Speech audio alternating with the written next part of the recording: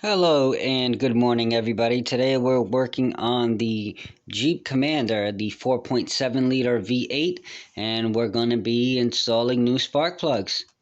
So let's jump right into it.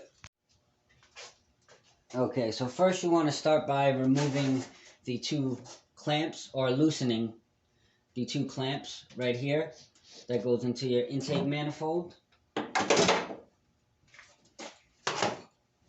So I've already loosened them, so go ahead and turn and take this intake tubing off. Just wiggle it left and right, up and down. It should eventually come off. There we have it. Put that aside. Oh, and don't forget to disconnect your battery because you're going to remove your air intake sensor. So you just go ahead and push this clip in and then pull it right out. There's no red clip, red locking clip for this particular sensor, so we'll just go ahead and put that aside. And now that we've taken off the intake tubing, there is a 10mm bolt right below, right down here, and there's also another one on the other side. I'll give you guys a close-up so you can see exactly what I'm talking about. So that's the 10mm bolt right there, and then we'll walk to the other side, and then there's another one right there. So we'll go ahead and remove those two now.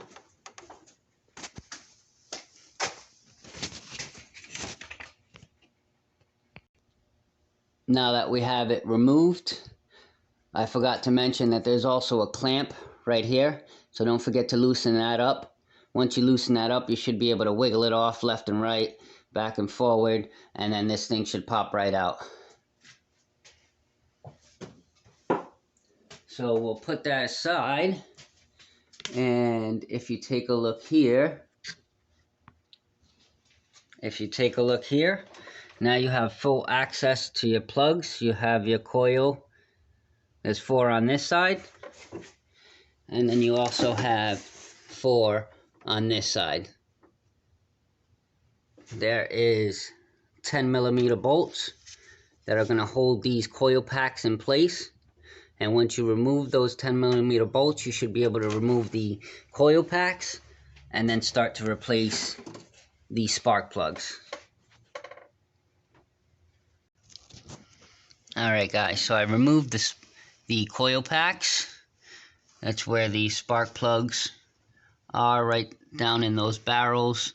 It's hard to see, there's very little light. But if you notice, on each connector, I put a tally mark. So there's 1, 2, and then let's see if I can get that last one. Well, there's 3, and then the last one I didn't mark because that's it. These are in orange. So as you can see, the coil packs have their tallies, and then the same on this side in a different color. With my OCD, I want everything to go back the way I took it apart. And I have to say, this one, as well as the one all the way back here, are probably the hardest due to the dipsticks, the oil and transmission dipsticks. But once you get those out, then we'll go ahead and start removing the spark plugs. And I just used an ashtray to put my bolts. If you have a metal, I guess, little tray like that, it'll hold them a little bit better, just in case you knock them over. But let me go ahead and remove these coil packs, and I'll show you how to take out these spark plugs. So I have the spark plug removed. You want to use a magnetic socket, 5/8 magnetic socket to be exact. And let me show you what I just seen here. Neglect. You don't want to neglect these, but some people do. So I hope you guys can see exactly what I'm about to show you. So give me 1 second here. Alright. Can you guys see it? I know I sure can. So I'm going with the NGKs. get some, there we go. Alright, so I went with the NGKs. I have no idea what I just pulled from the motor.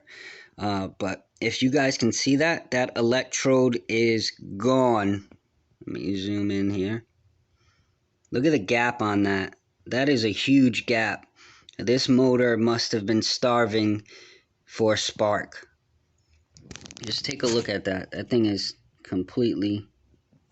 See if I can get this to focus for you. And I guess not.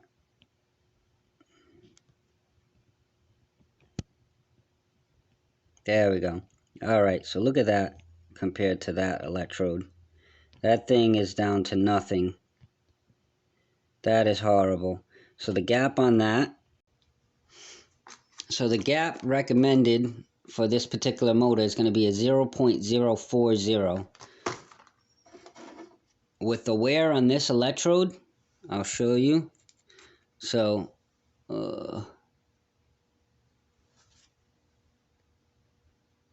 that should be right there, 0.040.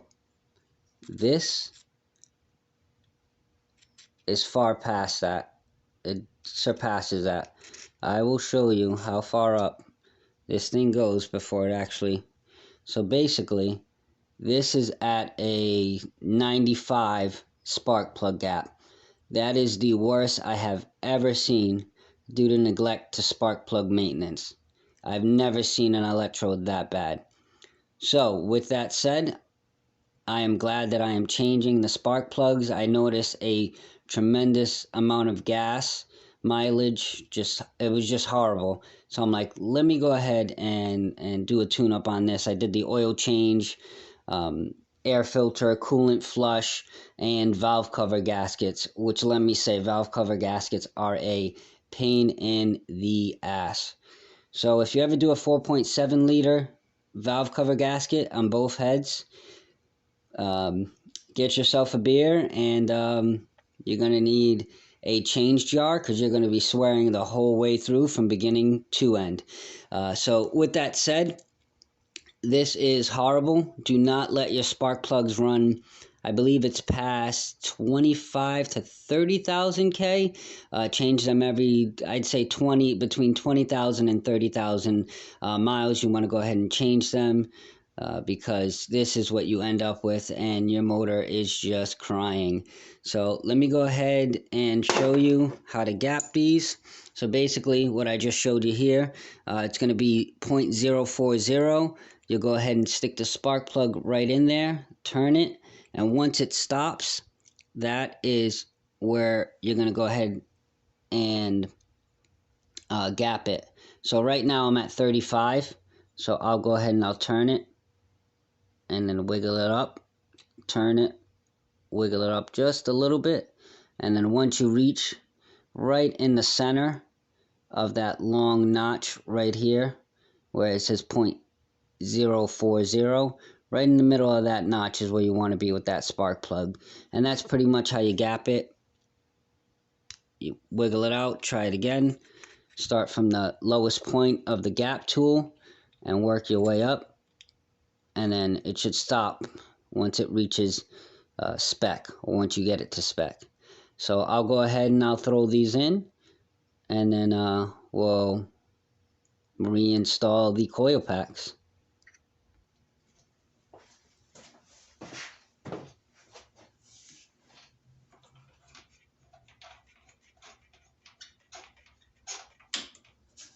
Alright, now this is the first spark plug that I am installing.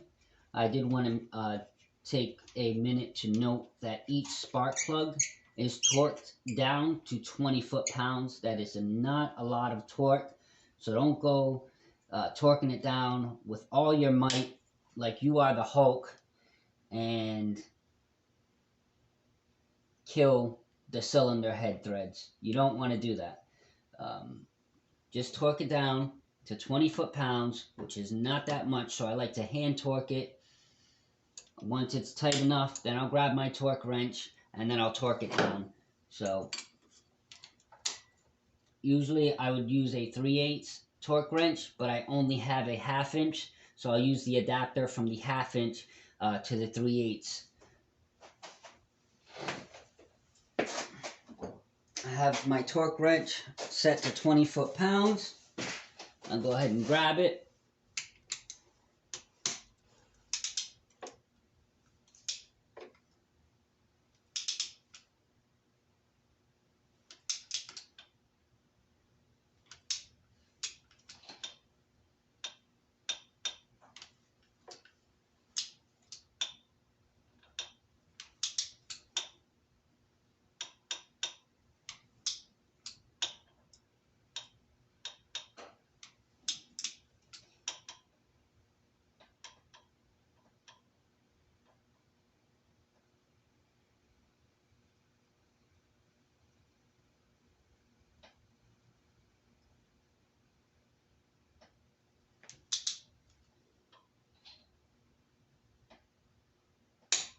There you go. You hear that? Now it's torqued down to 20 foot-pounds. Like I said, you don't want to vigorously torque these down. You want to do it nice and slow. If you feel that it starts to loosen up, then you have an issue with the threads on your cylinder head. You don't want them too loose because this is a powerful motor. There's lots of vibrations going on as you're driving, and you don't want the spark plugs to become loose and not give you the correct spark when you need it.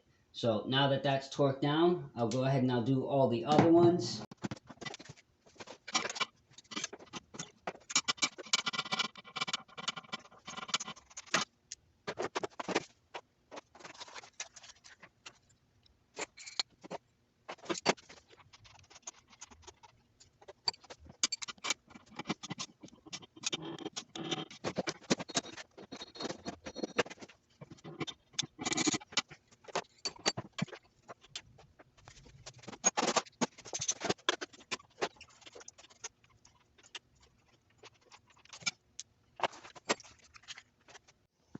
Alright guys, so all the spark plug and coil packs are done. They are installed. The snorkel tube is installed back on the motor. Don't forget that air intake sensor right there. And don't forget to plug in all your coil packs. If not, you'll have a misfire and it'll be worse than what you started off with. Tighten these clamps. You got 1, 2. Don't forget the third one in the back that connects to the throttle body. And that's pretty much it. The lesson here is just make sure you change your spark plugs. You don't want them to get like this, which is the worst that I've seen in a very, very long time. Actually, I've never seen them this bad, where the electrode is pretty much down to nothing. So keep up on your oil changes as well as your spark plugs. These are big motors. They require lots of spark. They need oil. You don't want to starve these things. You will blow a head gasket in no time.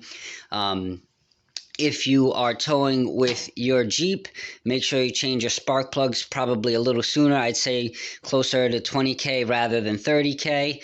And just keep on top of your stuff, guys. And, you know, if you love your cars, take care of your cars. If you don't, then when you're stuck on the side of the road, you're going to be calling for AAA or calling for a tow. And it's just going to be more expensive down the line.